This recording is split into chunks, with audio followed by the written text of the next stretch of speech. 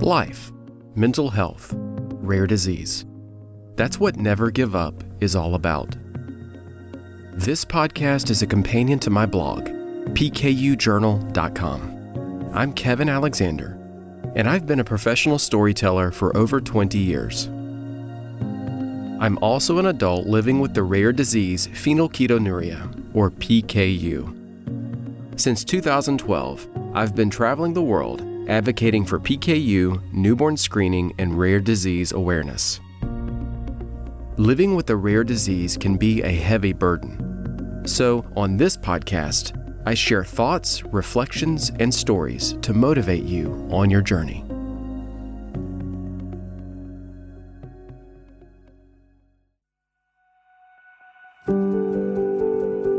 In the first episode, I shared my experiences as a TV photojournalist, how it affected my mental health, and how all of that influences my approach to advocacy. If you haven't listened to it yet, I encourage you to go back and listen to it first. It's the foundation of my blog and this podcast, and going forward, I'm going to assume you're familiar with that story. It is a long one. It's a story that had been building for 13 years, before I was in rare disease advocacy. I had to tell that story so that I could move on in life. It's been an interesting few months since then. I've been more open about those experiences and remembered others that I simply forgot or blocked out. But one thing that's happened that I hoped would. I've had conversations about mental health with former colleagues and others still working in journalism. I realize that I'm not alone. I'm not the only one who stays awake at night thinking about stories they covered 20 years ago. I left TV news in 2008, and at the time, no one talked about mental health in that world, at least not in my experience. I heard from a friend the other day who works in the national media at a major news gathering organization. He said that he shares the experiences we used to have out in the field with his colleagues and the impact that covering trauma can have on the human telling the story. He and his colleagues have been covering some of the most heartbreaking stories that you've seen recently. It was nice to hear how things have changed in that world, and that at least some journalists today are working in environments where that is discussed. The story I'm about to share began with one of those experiences I've had in the last few months. Talking with someone I used to see in the field all of the time, two former TV photojournalists, both working in commercial production now, no longer in their 20s, and believing they are invincible. It reminded me of the importance of self-care, and the best thing I did in 2008 to take care of myself was to leave local TV news for my physical health, my mental health, and my relationships. And one thing is for certain. If I had stayed in TV news, I never would have produced my PKU life. I never would have engaged in advocacy. I never would have met so many amazing people across the world, because news is all-consuming. I don't like feeling like a quitter, but I had to quit being a TV photojournalist to move on in life. And a few years ago, I had to quit rare disease advocacy, or at least put it on hold for a while, because I was burned out.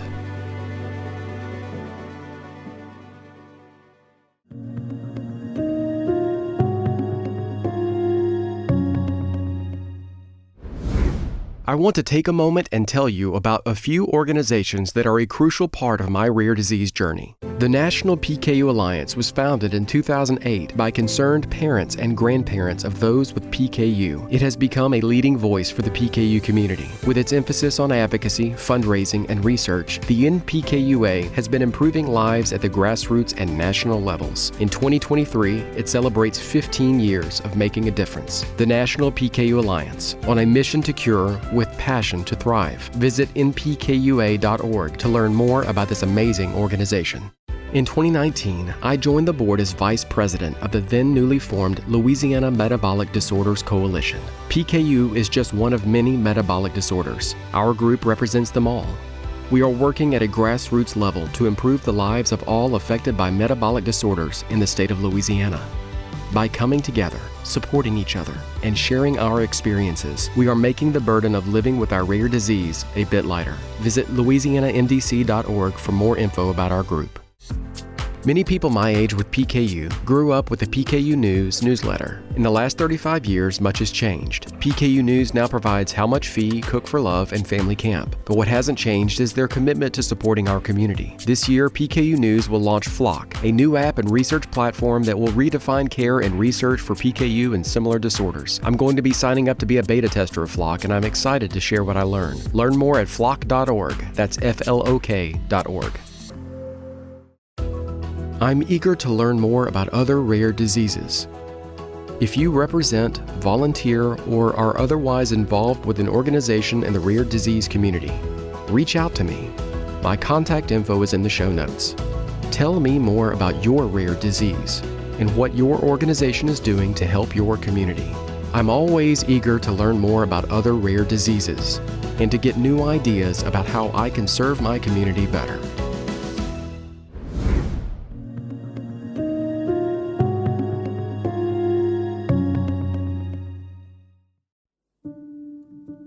Christmas week of 2022 was cold no matter where you live in the U.S. Some places, like Buffalo, New York, got once-in-a-century levels of snow. Others, like where I'm from in North Louisiana, got unseasonably cold temperatures. At Christmas, it's typically 70 degrees Fahrenheit around here. I had to break out the kind of cold weather gear I used on a video shoot in Siberia years ago. It just never gets that cold here, which normally wouldn't be that big of a deal for me. I enjoy being in cold weather. But I had to work in it all day. I'm a commercial videographer these days, and I had an assignment filming at a college football game. The Independence Bowl is held here every year and broadcast on ESPN. I had a fun shoot throughout the week, following the players around town as they saw some local sights. And we sent those highlights to ESPN to air during the game. But game day, my assignment was different. I wasn't there to film the game. I was there to get footage of all of the festivities to use in future promotions. Before and during the game, I ran into some old colleagues on the sidelines, people I knew from my previous life in TV news. And some former competitors as well. I say competitors loosely because even though we technically were competitors, there's a bond that is shared amongst many TV photojournalists. We would do what we needed to get our jobs done and represent our stations well. But we would also spend hours sometimes on the side of a road at a crime scene, waiting for updates. And so you get to know each other pretty well. There's a shared experience from working in the field that others just can't understand. Anyway, at one point I was chatting with one of them and the conversation naturally drifted to mental health and PKU. I didn't talk a lot about PKU back in those days. Sure, the people I worked with and knew well obviously knew about it. You can't sit down and eat with coworkers without the conversation coming up. But others I used to see out in the field from other stations, when was I supposed to bring it up with them? So, standing there with that other videographer at the game, I was surprised when an opportunity to talk about PKU came up. I took it. And so I found myself standing outside in 10-degree weather, talking with someone I had not seen in years, discussing the two most important topics in my life right now: the mental health toll inflicted upon TV photojournalists and PKU advocacy. It felt good to talk to someone about something we could both relate to, our shared experiences in the field, but also to share my story about living with PKU and why advocacy is so important to me. But a year ago, the last thing that I wanted to talk about was PKU. I was completely burned out. It's one of the many reasons I disappeared from social media for a few years. Ever since I entered the world of PKU, newborn screening, and rare disease advocacy, I've been pretty open about my life. It's not something I planned or expected. I was so used to being behind the camera as a TV photojournalist telling other people's stories. There's something I was taught in journalism school. You are not the story. But when I shared my story and people actually listened, I was surprised. The more I heard from my viewers that my story inspired them, the more I decided to open up and share my life. It may sound weird, but since I relate everything back to working in TV stations, it makes sense to me. It felt like becoming an on-air personality on a morning show. I would travel and meet people in our community, and they would say, "I feel like I already know you." And so, at a certain point, I decided to put all of my focus and attention on advocacy. I had spent years of my life telling stories in our local community, and working in news is all-consuming. You have time for little else. I guess I took that same mentality and applied it to my rare disease advocacy. In my mind, I was still a journalist, and PKU was my beat. It's the rare disease I know best, so it's where I've focused most of my efforts over the years. I still consider it the most important story I've ever told. I don't regret that because it led to some amazing experiences, traveling the world and making friends in our community. But over time, it took a toll. Fear is an interesting thing. When Hurricane Ida hit Florida in 2022, I saw footage on the news and immediately thought, I wish I could be there covering this. I told that to a friend who is a former satellite truck engineer, and he laughed and said, "Oh, me too." I rode out a couple of hurricanes and covered the aftermath of other natural disasters, including Hurricane Katrina.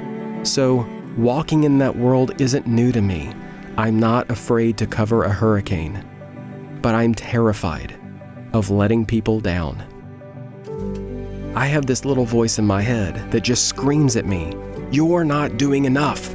Even when I was the most active in advocacy, before my break from social media, when my Facebook page was growing tremendously, and I was getting messages all of the time, I would try to help someone and then immediately feel like it wasn't enough. I know that stems from covering the news and feeling powerless to help. I spent years standing by and doing nothing to help as others were in pain or dying.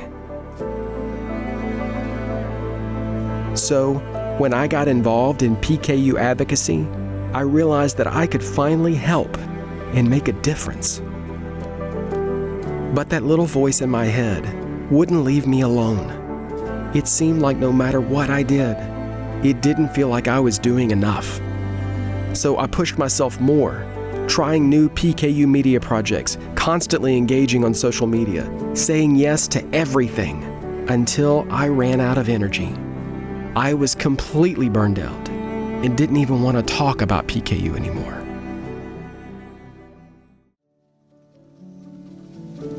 "2022 was a year of tremendous change for me. I began the year in isolation from the PKU community. I ended the year with a full and grateful heart. Reconnecting with the PKU community and participating in advocacy again was exactly what I needed. But it was a hard year as well. I shared my mental health story in the previous episode, and when I first wrote it last year, painful memories resurfaced. I spent months on edge, many sleepless nights, remembering stories that I covered, sights that I can't forget. But I've realized that in order to move forward in life, I have to finally deal with the past. And yes, I'm choosing to do so publicly on my blog and here on this podcast. It's a choice I've made, and one that I continue to struggle with. My friends in the PKU community know that I'm a proponent of people sharing their PKU, newborn screening, and rare disease stories. But now, I wonder if they assume that since I share my mental health story so openly, that I think everyone should share theirs. I don't. That's an extremely personal decision. Some things are just too personal. Privacy is important. I share openly here, but that doesn't mean I share everything. Some things are just for my journal. Some things are just for me. I share what I can in the hope that it will help others. Again, I can't stand the idea of letting others down. If an experience I'm comfortable talking about can help others, then I'm going to share it. So, after experiencing burnout and coming through to the other side, what am I doing differently? I'm focused on self-care. While I can be extroverted, I'm really an introvert. I need alone time to make sense of life. For me, that means reading something uplifting and writing in my journal every day. I also exercise.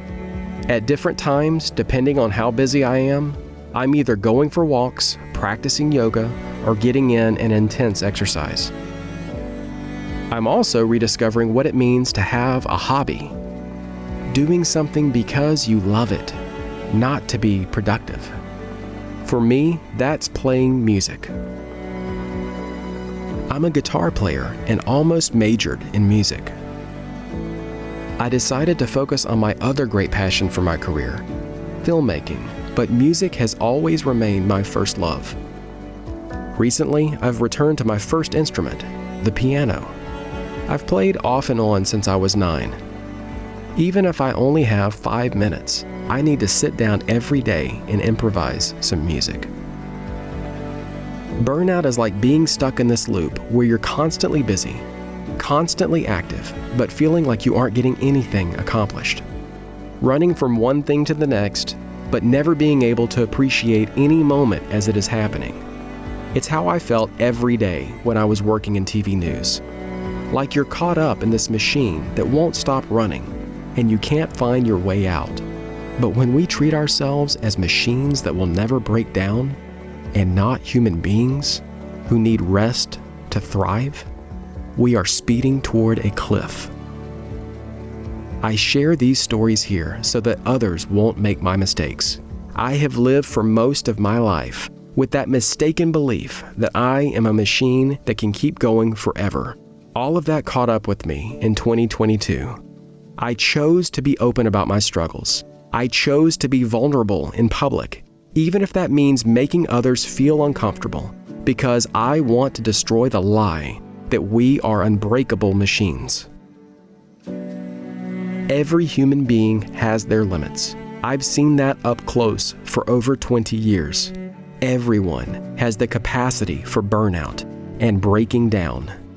And that's true in the rare disease community as we strive for change. It's important to fight to make all of our lives better, but we have to take care of ourselves in the process.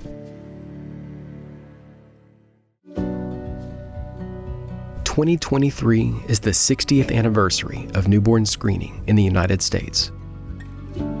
I plan to be very vocal about that throughout the year. But while I'm taking this period of my life to refocus my efforts on PKU, newborn screening, and rare disease advocacy, I'm also learning from my mistakes. I am pacing myself and prioritizing mental health. Mental health is health. Period. Full stop. End of discussion. The more I write about it, the more I talk about it, hopefully, the more I will live it.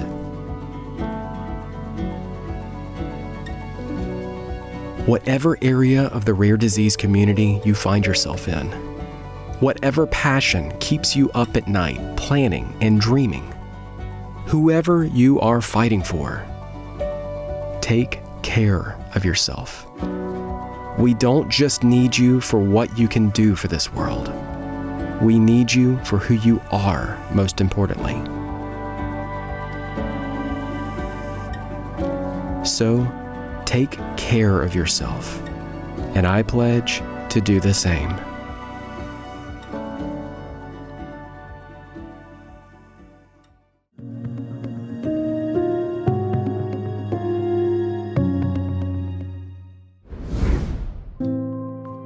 Thanks so much for going with me on this journey. This exploration of life, mental health, and rare disease. If you'd like to connect with me outside of this show, I'm on Instagram and Facebook. That info is in the show notes. And there's my blog, pkujournal.com. I write about my life with PKU, my experiences in advocacy, and you'll also find some of my videos there. Thank you again for listening, and now, some closing thoughts.